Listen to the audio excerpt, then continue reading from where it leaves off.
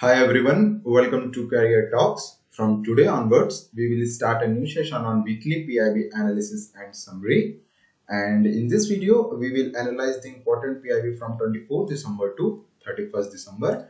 And we will upload a weekly PIB analysis and summary every Friday.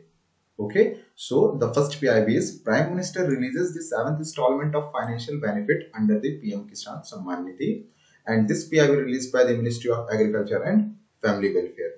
So under the PM Kisan Samman Nidhi scheme, 9 crore farmer families get benefit approx 18,000 crore rupees by the DBT, direct benefit transfer. So what is PM Kisan?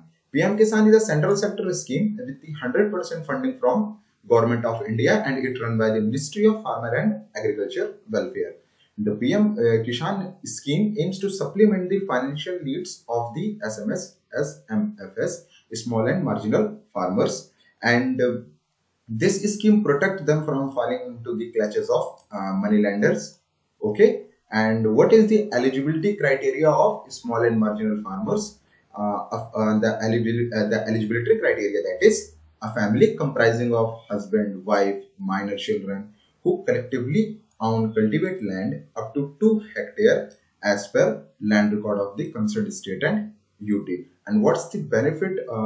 What's the benefit to the eligible small and marginal farmers under the scheme? A direct payment of 6,000 per year will be transferred in 3 equal installment of rupees 2,000 each every 4 month into the Aadhaar seeded bank account. Okay, and the fund will be directly transferred to the bank account of the beneficiary. And for availing the benefit under this scheme, note that the Aadhaar card is mandatory. Okay, and who will monitor these? Who will monitor this PM Kisan scheme?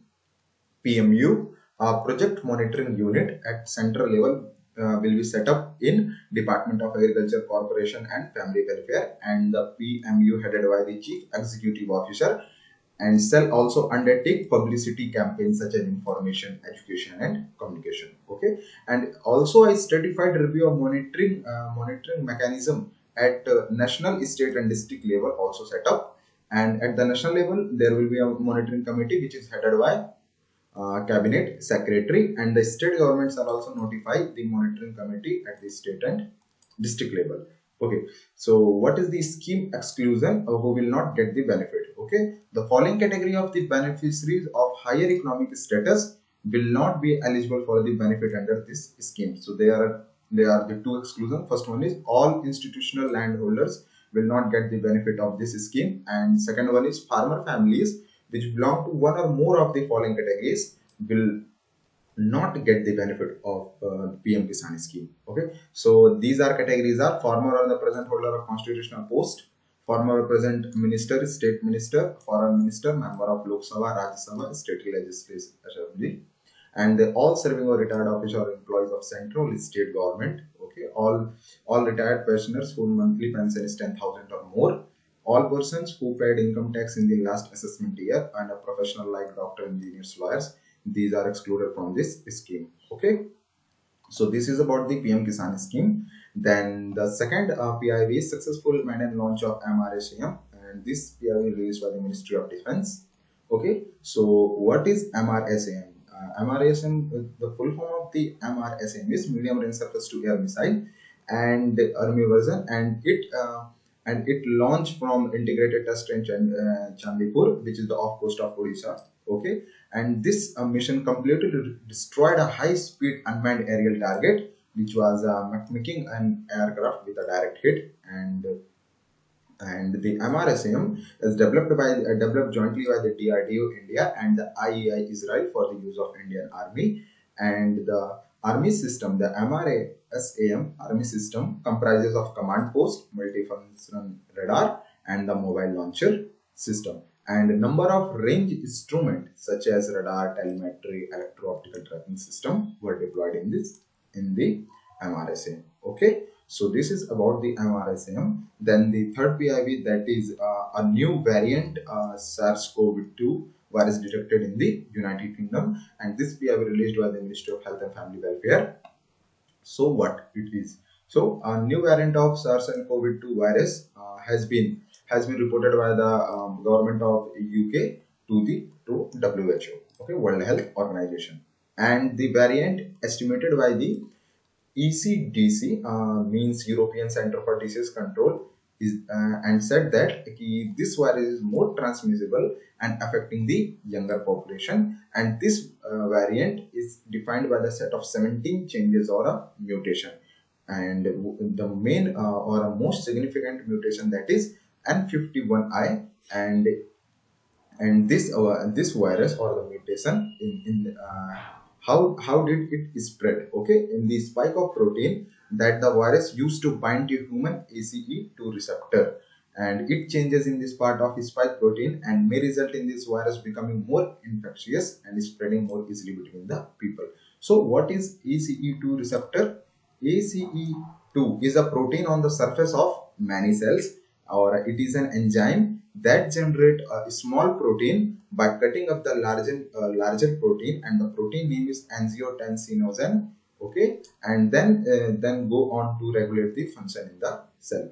ACE2 receptor, that the protein provides the entry point for the coronavirus to hook into and infect a wide range of human cells. Okay, so this is about the new variant of SARS-CoV-2 virus that detected in the UK. And in this PIB, we will see the most mutant or changes that or a most significant mutation, that is N51I, and why did it happen? Okay, then the next PIB, that is Ladakh Shokar wetland complex, now a wetland of international importance. Okay, so India has added Shokar wetland complex in Ladakh as its 42nd Ramsar site, and which is the second one in the UT of Ladakh, and the first one is Somorili. Okay, so the Tusho Kar basin is a high altitude wetland complex, and which consists of two principal water bodies. First one is Status Book Tusho, a freshwater lake of about 438 hectares to the south, and the Tusho Kar itself a hypersaline lake. Okay, and which is situated in the Chathang region of Ladakh. Okay, so why it is called Tusho Kar? Okay, the Tusho or Sho Kar, meaning a white lake, because of the white salt efflorescences found on the margin due to the evaporation of high saline water. That's it called as white lake or Shokar. Okay, the Shokar basin is an A1 category important bird area (IBA) as per Bird Life International, and a key staging point in the Central Asian flyway. Okay, and the site is also one of the most important breeding area of the black-necked crane. Okay, in India. And the IBA, what is the full form of IBA? Is important bird area. The IBA is also major breeding area of great crested grebe, bar-headed geese, reddy saltdog, and the brown-headed gull, and many other species. So this is about the 42nd Ramsar site that added, and which is the second one in the Union Territory of Ladakh. Okay. So then our next PIV, that is PM to launch Ayushman Bharat PMJ Sehat to extend coverage to all residents of Jammu Kashmir on 26th December. So what is PMJ Sehat scheme? This scheme will ensure a universal health coverage and focus on providing a financial risk protection and ensuring quality and affordable essential health service to all individuals and communities. And this scheme provides free of cost insurance to all residents of Union Territory of Jammu and Kashmir, and it provide a financial cover up to 5 lakh per family on the floater basis to all resident of UT of Jammu Kashmir. Okay, and it provide for operational extension of PM Jai Sehat to 15 lakh approx to additional families. Okay, and this scheme will operate on insurance mode in convergence with PM Jai, and the benefit of this scheme will be portable across the country. Okay, and this scheme is launched as a part of Ayushman Bharat. Okay, then our next PIV, that is the National Jal Mission. This PIV released by the Ministry of Jal Shakti, that the National Jal Mission launches innovation challenge for developing a portable device to test drinking water quality. Okay, so the National Jal Mission has launched an innovation challenge with the partnership of Department of Promotion of Industry and International Trade to develop a portable devices for water testing. Okay, so what is the objective of this innovation? The main objective of this exercise to bring an innovative, modular or cost-effective solution to develop portable devices that can used at the household level to test the drinking water quality instantly, easily and accurately. And what is the aim of the innovation? The aim of the innovation is to ensure that the water resources are tested at various locations at a different level, that must be a drinkable. Okay, and these are the 13 water quality parameters under the Jal Jeevan Mission. You can read it from this diagram. Okay, that are the alkalinity, hardness, sulfate, iron, zinc, fluoride and nitrate. Okay, and water quality testing is one of the priority areas under the Jal Jeevan Mission, which is a flagship program of Union Government of India. Okay, and the Jal Jeevan Mission is under implementation in partnership with the states to enable very rural home to have a tap water connection by 2024. Okay, so this is about the Jal Jeevan Mission, and this PIV is released by the Ministry of Jal Shakti. The next PIV, that is user fee collection through FASTag crosses ₹80 crore per day, first time with a record 50 lakh transactions in a day. So इस video में इस PIV में हम FASTag के बारे में देखेंगे कि फास्टैग क्या होता है. Okay, FASTag is a simple to use a reloadable tag which enables automatic deduction of toll charges and let you pass through a toll plaza without stopping for a cash transactions. Okay, and the FASTag is linked to prepaid account from which applicable toll amount is deducted, and the tag employs a RFID technology, that is radio frequency identification technology, and which is fixed on the vehicle window screen after the tag account is active. Okay, FASTag is also known as the electronic toll collection, know that, and the National Highway Authority of India has rolled out program for electronic toll collection on toll plaza on national highways to be on the national highways, and that's also be called as FASTag. FASTag is a device that employs a RFID technology, radio frequency technology, for making toll payment directly from your account. Okay, and it is fixed on the window screen of your vehicle and enable you to drive through toll plaza, and the validity of the FASTag is 5 years, and after purchasing it you need to recharge or top up the FASTag as per your requirement. Okay, FASTag offers near non-stop movement of vehicles through toll plaza and convenience of cashless payment. Okay, so what is the benefit of FASTag? Okay, the benefit of FASTag, that is ease of payment, non-stop movement of vehicles which lead to a lower fuel cost, on-run recharge. Customer can access their statement by logging on the FASTag customer portal. Validity is 5 years, and other benefit, that is environmental benefit. Okay, environmental benefit as like reduced air pollution, reduced use of paper. Social benefit क्या है? Reduced toll payment hassless, analytics for better highway management, and the economic benefit, that is reduced effort in management at toll plaza, reduced effort in monitoring centrally. Okay, and note that the FASTag is compulsory. Okay, so this is about the FASTag. Then the next PIV that we have is Vice President discuss the status of indigenous vaccine. Okay, so what is indigenous vaccine and what is the name of vaccine? Okay, so this vaccine is developed by the Bharat Biotech in the collaboration with the ICMR, Indian Council of Medical Research. Okay, and this indigenous inactivated vaccine is developed and manufactured in the Bharat Biotech PSL3 by a containment facility. Okay, and the Prime Minister Shri Narendra Modi visited the Biotech and reviewed the status of Covaxin. So the name of the vaccine is Covaxin. Okay, and during the interaction, the Vice President stressed the importance of public-private partnership in coming out with this indigenous world-class product, and lauded the collaboration between the ICMR and Bharat Biotech. So किस तरीके से with the help of the public private partnership एक जो corona के लिए जो vaccine है वो किस तरीके से बन रही है, and our prime minister visited the Bharat Biotech to review the status of vaccine. So it is a good example for the public private partnership.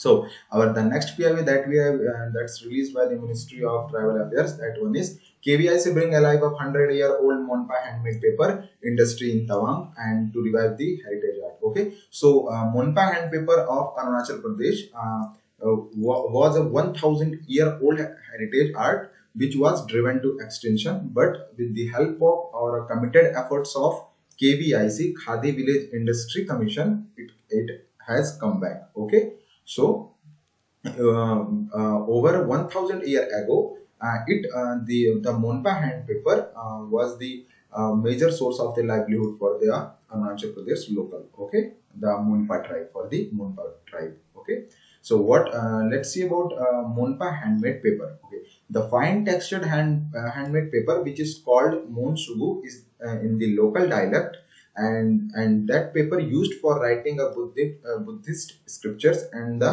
hymns in monasteries. Okay, and the Monpa handmade paper will be made from the bark of local tree called Shugu Shang, and which has a medicinal values too. Hence the availability of the raw material will not be problem for that Monpa handmade paper. Okay, then why the availability of raw material will not be a problem? Because of the local tree that found in the Arunachal Pradesh, and the name of that local tree, that is Shugushang. Okay, so what is the historic reason of extinction? The historic reason of extinction, that is the local industry gradually began to decline, and the indigenous handmade paper was taken over by the inferior Chinese paper. So that's the reason of the extinction.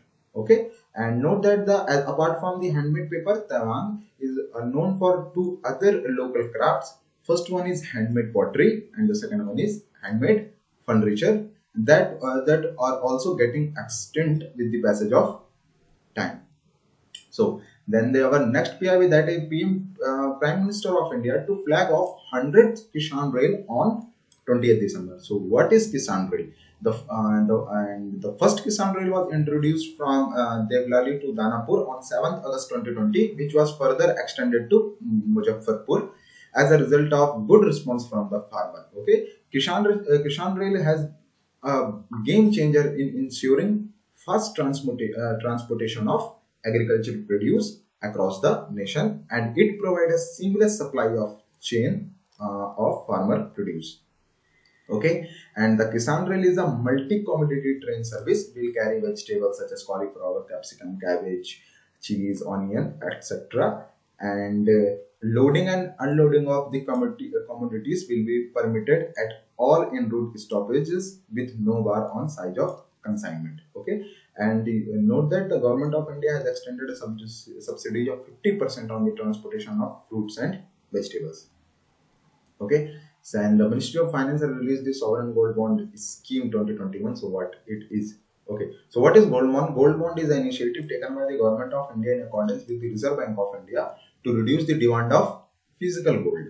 Okay, as the increasing import of gold is affecting the growth and investment of country. So what is gold bond? Gold bond is an initiative that taken by the government of India in the accordance with the RBI to reduce the demand of physical gold. Okay, so sovereign gold bond scheme thus aim at investing these physical gold into a financial saving through the gold bonds. Okay, and the tenure of these gold bond is about 8 years, which can be cancelled prematurely after 5 years. Okay, and the sovereign gold bond scheme was launched under the gold monetization scheme in the year 2015. And note that the gold monetization scheme was introduced to replace the existing gold deposit scheme, which formed in 1999. And the scheme facilitates the gold depositor to earn an interest of 2.25% annually for a short-term deposit for 1 year to 3 years. Okay, and what is the eligibility? The sovereign gold bond scheme can available by the individuals falling under the following categories. So these are the eligibility. First is, as per the Foreign Exchange Management Act 1919, an individual must be an Indian resident to meet the eligibility criteria under the gold bond scheme. And the second one is any individual, association, trust having a Indian residency is eligible to invest in the sovereign gold bond scheme, and they can also jointly invest these gold bond on the eligibility criteria of the scheme. Okay, so this is about the sovereign gold bond scheme of 2020 and 2021. Then the next PIB that we have is Odisha become the seventh state to complete ease of doing business reform. So Odisha has become the seventh state in the country to successfully undertake the ease of doing business reform, and stipulated by the Department of Expenditure, Ministry of Finance. And then what after when he or the state has successfully undertaken the ease of doing business reform, the state has become eligible to mobilize the additional financial resources from central government. Okay, so Odisha is now the seventh. Sorry, यहाँ पे seventh होगा. Seventh, Odisha has joined the seventh six other states. Okay, so Odisha has now joined the six other states, namely Andhra Pradesh, Rajasthan, Karnataka, Madhya Pradesh, Tamil Nadu, Telangana, who have achieved this feat. So the total state that completed successfully undertake the ease of doing reform, that is seven state. So first one is Andhra Pradesh, Rajasthan, Karnataka, Madhya Pradesh, Odisha, Tamil Nadu, Telangana. Okay, these states. Okay, and note that the 10 states have implemented the one card, one nation system, and 7 states have done ease of doing business reform, and 2 states have done local body reform. Okay, then the next PIB that we have is PM to inaugurate India first ever driverless train operation on the Delhi Metro Magenta line on 28th December. Okay, so Sri Narendra Modi will inaugurate the India's first ever driverless train operation on Delhi Metro Magenta line from Janakpuri West to Botanical Garden, and these innovations will herald a new era of traveling comfort and enhanced mobility. And the driverless train will be fully automated and will eliminate the possibility of human error. After the successful start of Magenta line, the pink line of Delhi Metro is expected to have a driverless operation by the mid of 2021. Okay, then the another inauguration that PM Modi had is PM Modi inaugurated the operational National Common Mobility Card service at the Airport Express line. Okay, so what is National Common Mobility Card?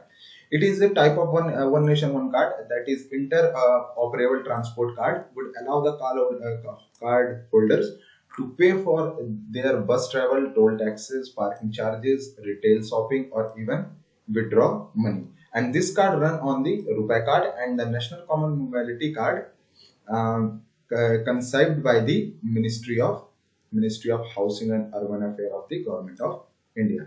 And this card is a part of Make in India project, and it was first conceptualized in 2006 as a part of National Urban Transport Policy.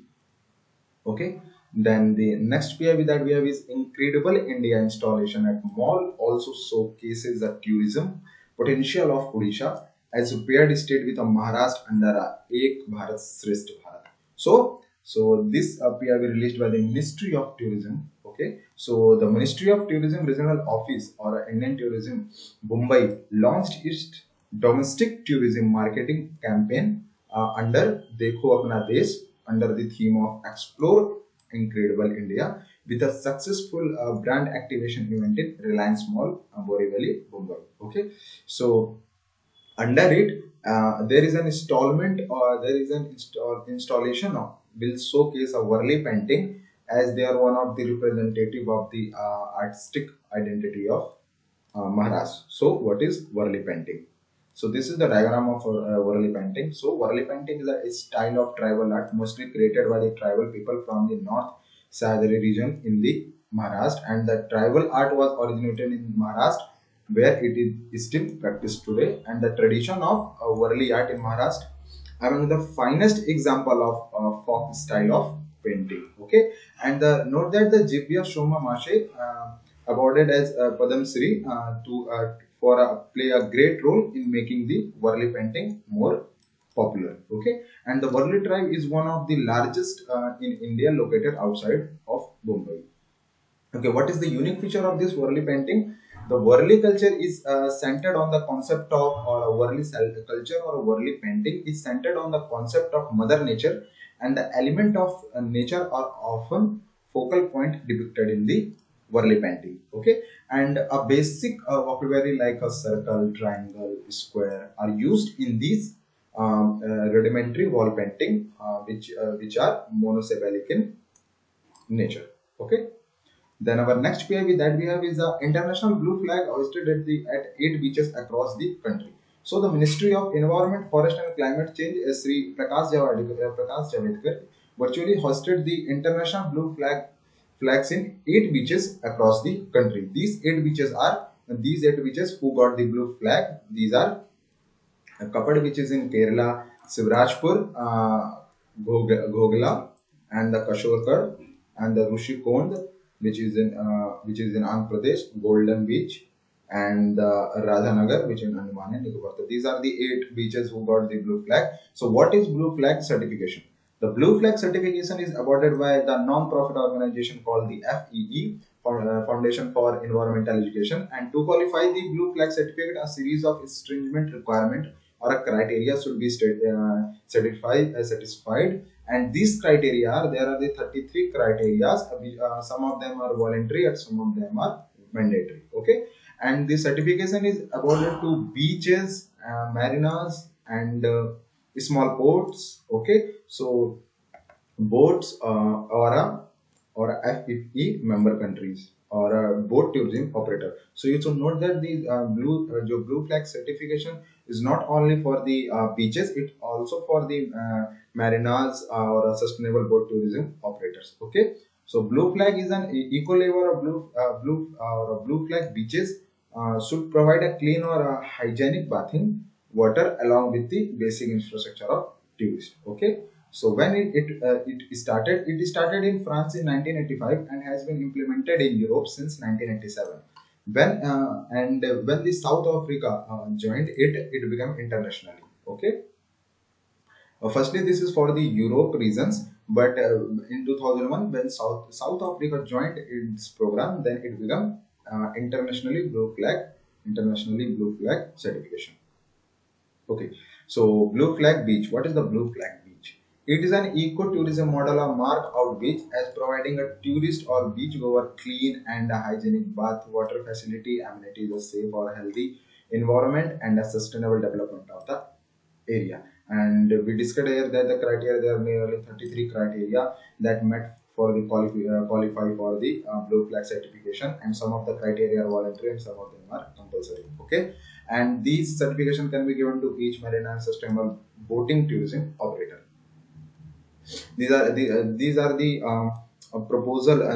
beach proposal for a blue flag certification, and the 8 of them are certified, and some of them are which are left.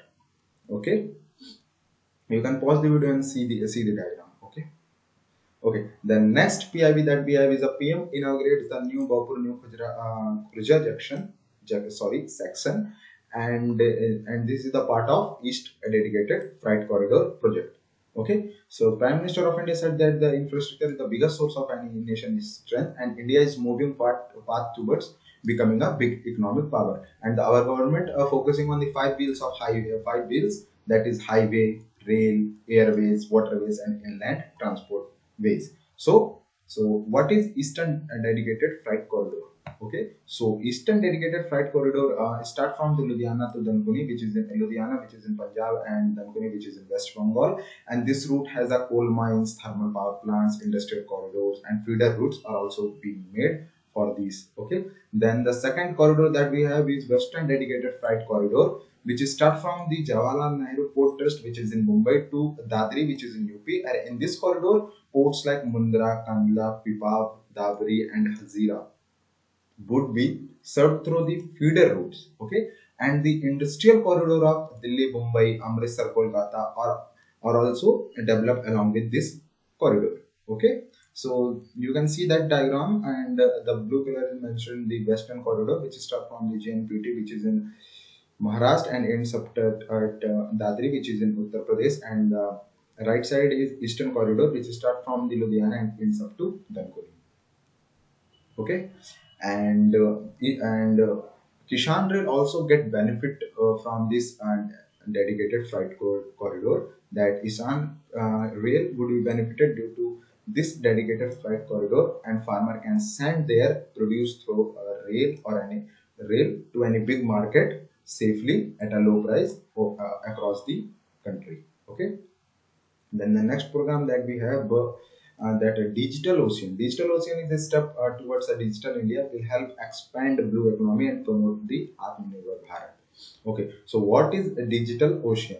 And that PRV is released by the Ministry of Family and Agriculture Welfare. So what is digital ocean? Digital ocean helps us to share the knowledge about the ocean with a wide range of users, including research institutions, operational agencies, strategic users, academic community, and maritime industry. Okay, Dr. Harshvardhan lauded that the digital ocean also provide a free access to information to the general public and the common man. Okay, and the digital ocean is a first of its kind of a platform for the ocean data management, and it includes a set of applications developed to organize or present heterogeneous oceanographic data by adopting a rapid advancement in the geospatial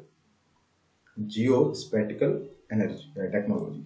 Okay, so what how we get benefit from this digital ocean? It will play a central role in the sustainable management of our oceans and expanding our blue economy initiative. And the digital ocean will be promoted as a platform for capacity building on ocean data management for all Indian Ocean Rim countries. Okay. Then the next PIB that we have is the RFID technology. Okay, Air Quality Commission call for a strict implementation of RFID. So what is RFID? Okay, RFID uses the radio waves to communicate between two objects, a reader and a tag, and it is similar to barcoding, where the data from a tag is captured by a device. And the RFID belongs to a group of technology which includes automatic identification and data capture, and such technology automatically identifies objects and collect data related to them and enters directly in the computer with a little or no human intervention. So this is about the RFID technology. Okay, so RFID technology consists of three components: RFID tag or a label, then second one is reader, and third one is antenna. Okay, the tag contains a circuit or an antenna to transmit data to the reader. Then the reader in turn converts the wave and which have transmitted to usual form data, and the information is then transferred to a host, a computer system where the data can be stored or analyzed. So this is how the RFID works. I again repeat it that the tag contains a circuit and an antenna used to transmit the data to reader. Then the reader in turn converts the wave and which have transmitted to a usual form of data, and the reader transmitted to the computer and where the data can be stored and analyzed. Okay, what is the applications of RFID technology? Logistic and supply chain, inventory tracking attendance, RFID based access, and real-time location system. Okay, and then our next PIB that we have, or next current affair that we have is cabinet approves the export of Akash missile system and create a committee for a faster approval of Akash missile system. Okay, so what it is? Okay, so Akash is a short range surface to air missile to protect the vulnerable areas and the vulnerable point from air attacks. And the Akash weapon system can simultaneously engage multiple targets in a group mode or a autonomous mode, and it has built-in ECCM feature, electronic countermeasure, and the entire weapon system has been configured on mobile platform. Okay, and the Akash weapon system has been inducted and is operational now with the Indian Air Force and the Indian Army. Okay, and the initiative of this cabinet to export the Akash missile system help the country to improve its defense product and make them globally competitive.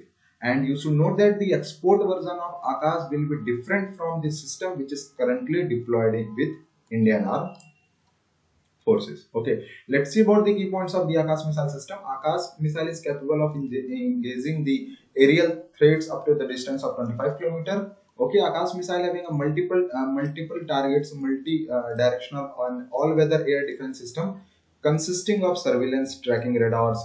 Okay, And then the missile were test fired against a pilot-less target aircraft, unmanned aerial vehicle, and the para-barrel toys. Okay.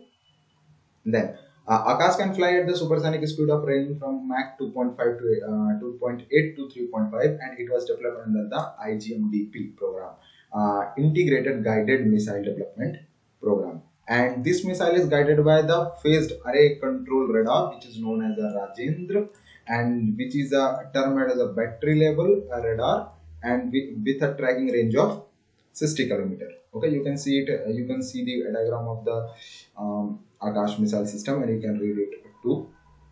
Then the next PIV that we have is a cabinet approve opening of 3 Indian mission in the Estonia, Paraguay, and the Dominican Republic. So, what is the implementation strategy of that 3 Indian mission? Okay, opening of 3 Indian mission in this country will help expand India diplomatic footprint and deepen political relation, enable growth of bilateral trade, investment, and economic engagements, and etc. And what is the objective of these 3 Indian missions? Okay, the objective of our foreign policy is to build a conducive environment for India's growth, development through partnership with the friendly countries, and these are the presently missions across the world which serve as a conducive or our relation with the partner countries. And you should note that these 3 Indian missions, 3 new Indian missions, forward-looking set up in the pursuit of our national priority for the growth and development of Sabka Saath Sabka Vikas, and it also help to achieve our goal of self-reliant India or a Atmanirbhar Bharat. Okay.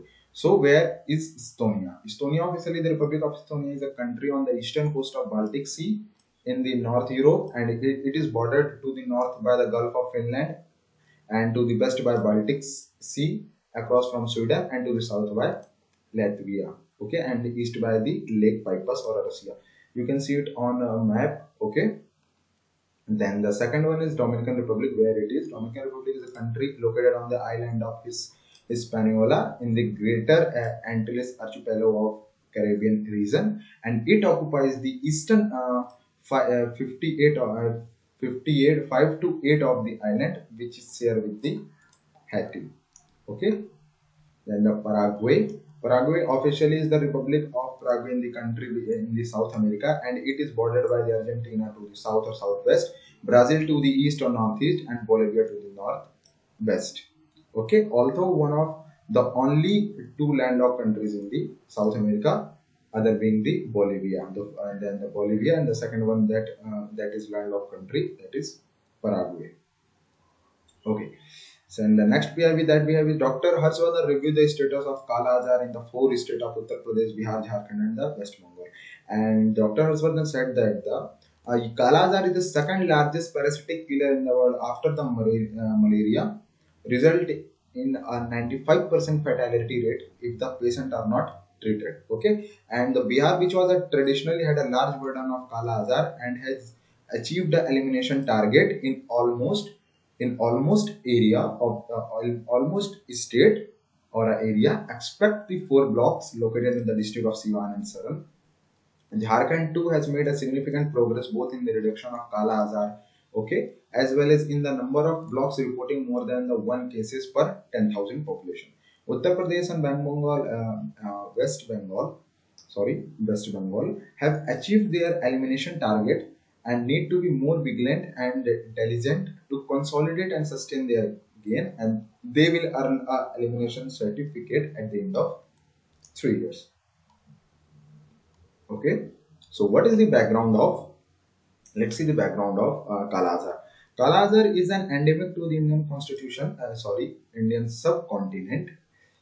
Sorry for the pronunciations. Kala Azar is an endemic to the Indian subcontinent in 119 districts in 4 countries, that is Bangladesh, Bhutan, India, and the Nepal. And this disease is the second largest parasitic killer in the world. And Kala Azar is also known as black fever, dum-dum fever, and the visceral leishmaniasis. Okay, and this is the most severe form of the leishmaniasis, and without proper diagnosis of treatment is associated with the high fatality rate. There are the 3 main forms of the leishmaniasis. First one is the visceral, which affect the multiple organs, is the most serious form of the diseases.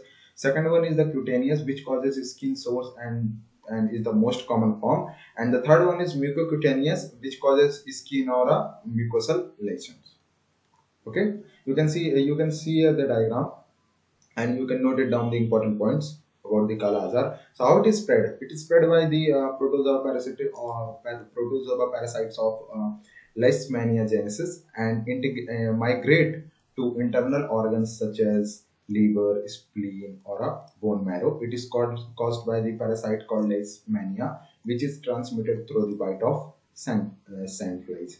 Note that the south bank of Ganga river is the global epicenter of Kala Azar. Okay. So, what is the symptom of it? A high fever, sustainable weight loss, enlargement of his liver, spleen, loss of appetite, suppression of bone marrow. These are the symptoms of black fever. What is the diagnosis of Kala Azar? The first and the effective diagnosis, that is miltefosine, and that is a drug. And the second one, the most common method of the diagnosis of Kala Azar is dipstick testing. What is the initiative taken by government of India against or to combat the Kala Azar or black fever? That one is the World Health Organization set a target of government of India to eliminate it by the 2017.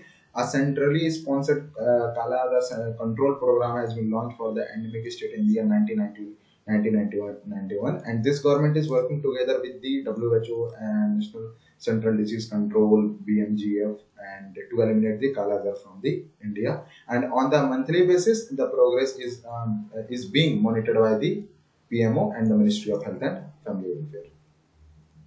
Okay. Then the next PIB that we have is this will increase the income of a farmer as other feedstocks such as cereal, sugarcane, or sugar beet to be used for the production of ethanol. Okay. So note that the government has fixed a target of 10% blending of fuel grade ethanol with the petrol by 2022, and 15% blending by 26, and 20% blending by 2030. Okay. And what is ethanol blended petrol program? What is the aim of that program?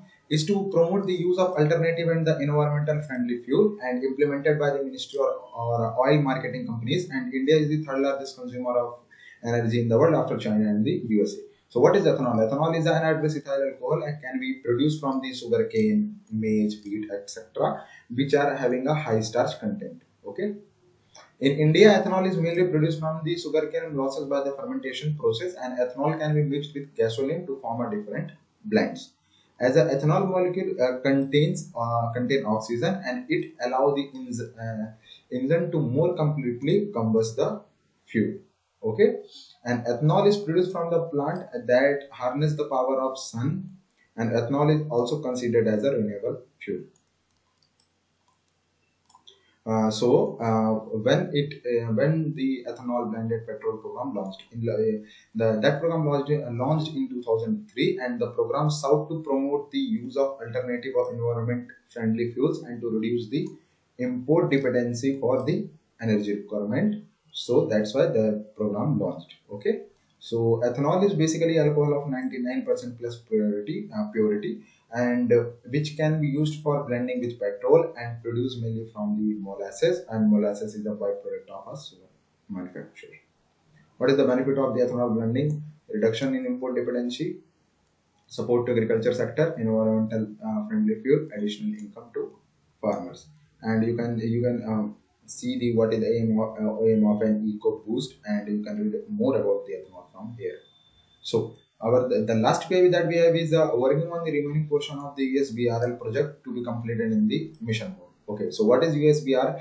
Udhampur Srinagar Baramulla rail link, which is a national project undertaken by the Indian Railways for the construction of broad gauge railway line through Himalaya with aim of connecting the Kashmir region with the rest of the country. Okay, USBRL project includes the world tallest arc bridge on Chenab River.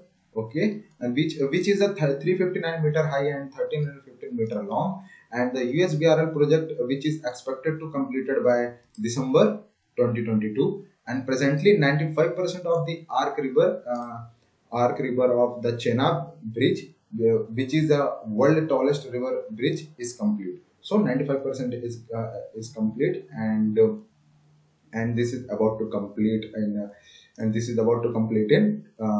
December 2022. And note that the India's first cable stayed railway bridge, Anzi Khat Bridge, which connects the Katra and the Riyasi in Jammu and Kashmir. And this bridge is developed by the Konkan Railway Corporation Limited, and this bridge is also a part of USBRL project, Udhampur Srinagar Baramulla Rail Link. So they are the two projects that they are the two bridges. First one is Chenab, who's presently 95% complete, and the second one is the Anji Khat Bridge, and both were the is a part of USBRL project. Okay, you can see the proper diagram of it. Okay, so this is from our side, and if you like the video, then subscribe our channel and press the bell icon to get the notification on every Friday. And we also release the daily PIV and analysis on our channel. And if you want the PDF of this video, you can get it from our description box. Okay, thank you.